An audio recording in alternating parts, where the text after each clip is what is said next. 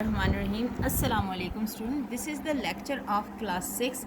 Date is 10 July 2020. Day is Friday. Math. Chapter is 7. आज हम इसके MCQs करेंगे. Chapter 7 हम बाकी कंप्लीट कर चुके हैं. सिर्फ MCQs की एक्सरसाइज रहती थी.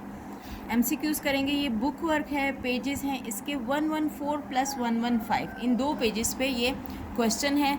और ये MCQs वैसे MCQs नहीं है कि आपके पास कोई ऑप्शन होंगे और आपने डायरेक्ट कोई सर्कल कर देना है. ये मैंने सॉल्व किए हैं तो ये बाकायदा क्वेश्चंस हैं, डायरेक्ट इसको सर्कल नहीं करना. ये देखें, यहाँ से हम स्टार्ट करते हैं और ये बाकायदा आपको सॉल्व करके इसका आंसर ढूंढना होगा. ठीक है, मैंने एक एक को सॉल्व किया तब जाके मुझे आंसर मिला. डायरेक्ट मुझे भी अंदाज़ा नहीं हो रहा था. देखिए, फर्स्ट क्या कहते हैं हमारे पास, कहते हैं select the correct answer from the given option. Correct answer हमने सेलेक्ट करना है. करेक्ट आंसर का या तो हमें कोई इल्हाम हो जाए तो हम कहेंगे ये करेक्ट आंसर है. इस क्वेश्चन में स्पेशली तभी गिवन ऑप्शन में हमें मालूम होगा कि कौन सा वाला करेक्ट है. लेकिन यहाँ पे जो है ना, ये मिनी क्वेश्चंस दिए हैं. कुछ मिनी है, कुछ लॉन्ग है, लेकिन आपको रफ़ वर्क में इसको करना पड़ेगा. मैंने तो बुक पे ही किया ताकि आप लोगों को बता सकूं. ये देखें, फर्स्ट वाला क्या कहते हैं, इफ़ 100% इज़ इक्वल टू ₹120. अगर 100% जो है ना ₹120 है, देन इनमें से कौन सा वाला ऑप्शन करेक्ट है. 120% ₹84 बनता है क्या? 20% ₹84 बनता है. 70% ₹84 बनता है. 30% ₹84 बनता है. यानी ₹84 कितने परसेंट पर बनता है. ये तो हमें मालूम हो रहा है कि अगर 100% पर 120 बन रहा है तो 120% पर 84 नहीं होगा, ज़ाहिर है ज़्यादा ही होगा. लेकिन इसको फाइंड कैसे करें. मैंने इसको यूनिटरी मेथड से किया है. अगर 100% पे कितना होता है 120, 100% पे कितना होता है 120, तो 1% पे कितना होगा 120 डिवाइडेड बाय 100. 120 divided by 100. अब यहाँ 1 का फाइंड हो गया. अब ये देखिए, पहले ऑप्शन में कितना आ रहा है 120, तो मैं यहाँ पर 120 डालती हूँ. वैसे तो 120 मालूम हो रहा है कि रॉन्ग है, क्योंकि 120 ज़्यादा ही बनेगा. तो इसको करके देखते हैं. यहाँ पे मल्टीप्लाई हो जाएगा 120, तो ये ज़ीरो इससे कट गया, ये ज़ीरो इससे कट गया. 12 144.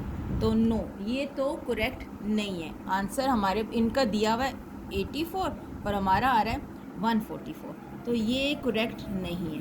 तो बी पर आ जाते हैं कि बी क्या कहता है 20% is 84.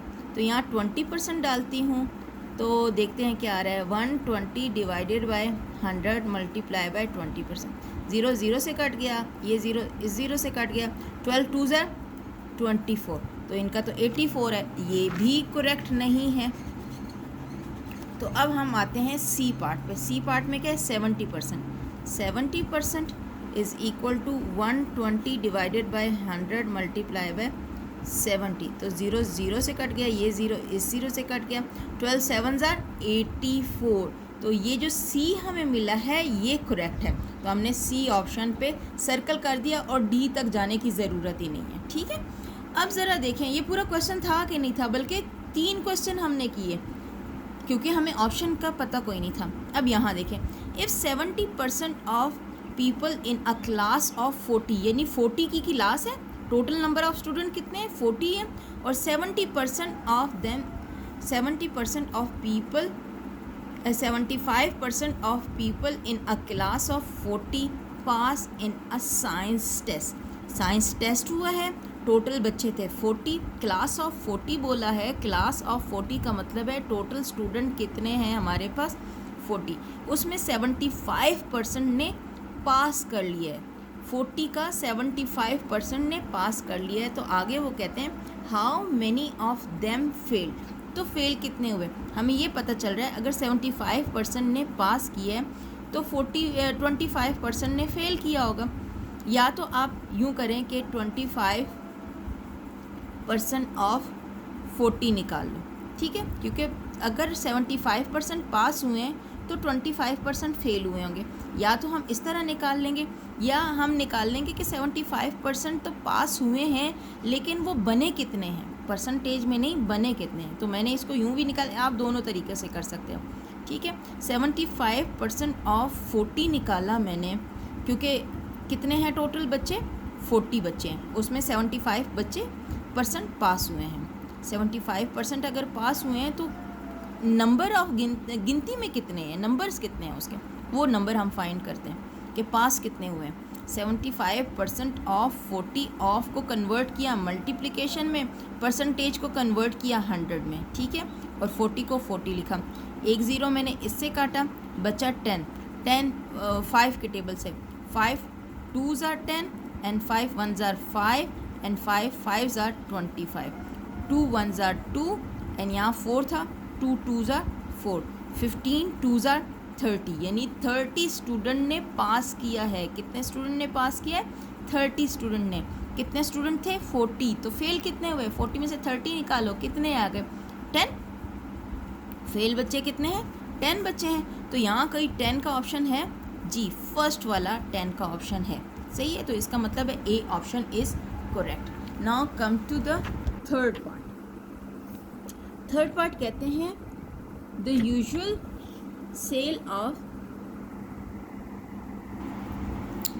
Cell of a confectionery store chocos is 80 chocolates in 1 day. यानी अगर स्टोर 80 चॉकलेट 1 डे में सेल कर रही है, 80 चॉकलेट्स हैं 1 डे में सेल हो रही हैं। If the store has 800 chocolates in stock में उसके पास कितने पड़े हैं, 800 चॉकलेट्स पड़ी हुई हैं, और एक दिन में वो कितना सेल हो रही है, 1 डे में 80 चॉकलेट्स सेल हो रही है।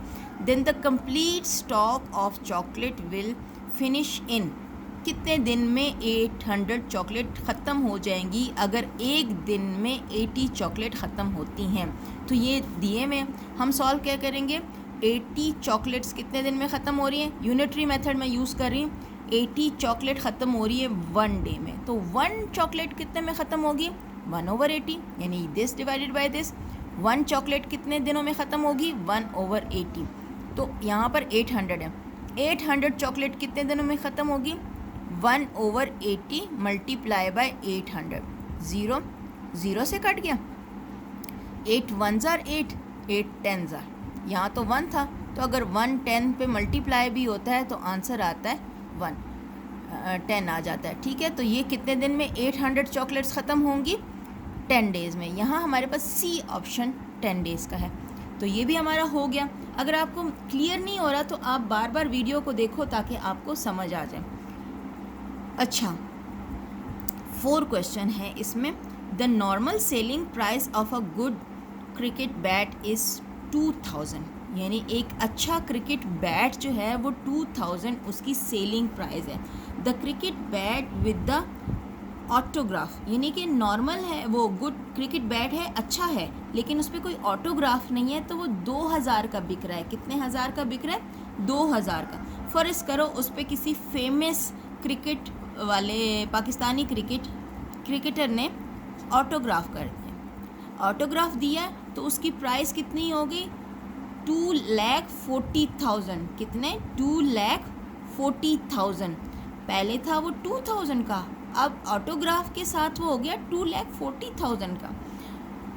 द न्यू प्राइस इज़, कितनी होगी, जो नई प्राइस बनेगी वो 12 time the price of the original bat, 100 times the price of the original bat, 120 time the price of the original bat, या 120% the price of the original bat होगी। ये हम जब टाइम्स का फाइंड करते हैं तो हमें ये टाइम्स का मतलब है मल्टीप्लिकेशन का कितनी दफ़ा उसको, यानी 2000 को 12 से मैं मल्टीप्लाई करूँ तो ये आना चाहिए, तो चेक कर सकते हैं।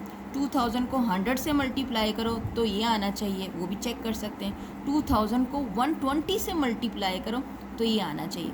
तो अगर मैं हर एक का अलग अलग चेक करूं तो भी मेरे लिए मसला होता है, तो मैं इसको यूँ करती हूँ कि मैं इसको इससे डिवाइड कर देती हूँ, तो मेरे पास जो आंसर होगा वो इनमें से कोई होगा, मेरे पास वो उतने टाइम्स का पता चल जाएगा। बजाय ये कि पहले मैं 2000 को 12 से, 100 से, 120 से मल्टीप्लाई करके चेक करूँ, तो मैंने 2,40,000 डिवाइडेड बाय 2000 किया, ये किया, 3 0 से कट गए, 2 1 ज़ा 2, 2 1 ज़ा 2, 2 2 ज़ा 4 और 0 का 0, ये कितना आया मेरे पास 120। तो इसका मतलब है 120 टाइम्स द ओरिजिनल वन। ये सी वाला जो है ना हमारे पास करेक्ट ऑप्शन है। 5 पे आ जाए। Pizza place sold ₹24,000 worth of pizzas, यानी 24,000 के उसने पिज़्ज़ा को सोल्ड किया है, बेचा है। कितने पैसों के का हुए? 24,000 का उसने पिज़्ज़ास बेचे हैं इन 2 days, 2 दिन लगा के। The cost price of those pizza was, यानी उस पर जो ख़र्चा आया था, कॉस्ट प्राइस जो थी वो थी 20,000 उसकी कॉस्ट प्राइस थी। सोल्ड कितने का किया है? 24,000 का। द प्रॉफिट परसेंट वॉज, ये तो बड़ा आसान है, पहले हम प्रॉफिट निकाल लेते हैं फिर उसको परसेंटेज में कन्वर्ट कर लेते हैं। प्रॉफिट का पता है आपको, ये मैंने करके बताया। Profit is equal to sale price minus cost price किया। सेल प्राइस है 24,000 और कॉस्ट प्राइस है 20,000, तो माइनस किया तो मेरे पास 4,000 प्रॉफिट आया।